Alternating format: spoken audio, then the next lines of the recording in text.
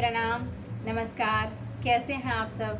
हम उम्मीद करते हैं कि अच्छे होंगे और आज का दिन शुभ हो, आपका दिन मंगलमय हो, खुशियों से बीते, आपको कोई नया शुभ समाचार मिले, सब कुछ अच्छा ही हो, सब मंगलमय ही हो। आज चाणक्य नीति के अनुसार आज का सुविचार है, ध्यान से सुनिएगा कि श्री लक्ष्मी नारायण ने लक्ष्मी जी से पूछा कि तुम ब्राह्मणों से रुष्ट क्यों रहती हो। इस पर बड़ा अच्छा सा जवाब दिया है माता लक्ष्मी जी ने, उसे सुनना है कि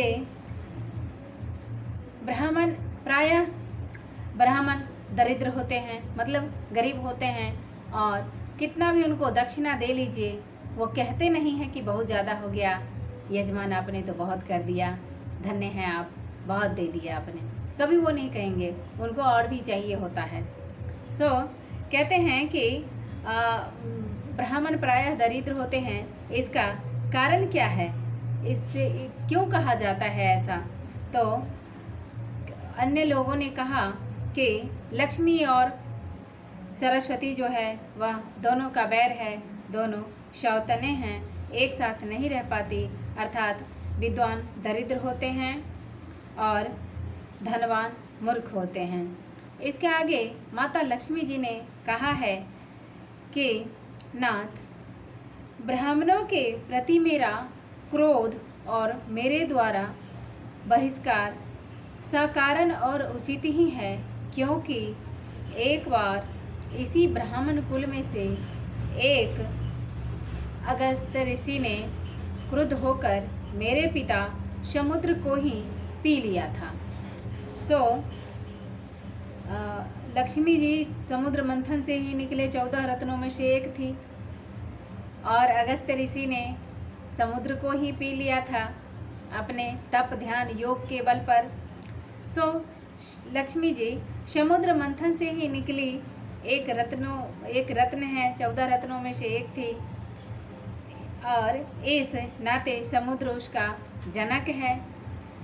तो कहती हैं कि इतना ही नहीं, इसी कुल के एक सदस्य महर्षि भृगु ने मेरे प्राणनाथ आपकी ही छाती में चरण से प्रहार किया। ये लोग समुदाय रूप में बचपन से ही मेरी सौत सरस्वती की उपासना करते हैं, मतलब सरस्वती को अपनाने का, उनका ज्ञान पाने का, उनको पाने का बहुत ही ज़्यादा उपासना करते हैं, उपाय करते हैं, योग करते हैं, साधना करते हैं। और उसे बहुत मान देते हैं, मतलब ब्राह्मण लोग विद्या को बहुत ज़्यादा सम्मान करते हैं। सही बात है, सबको करनी चाहिए, लेकिन देखिए आगे क्या कहती हैं।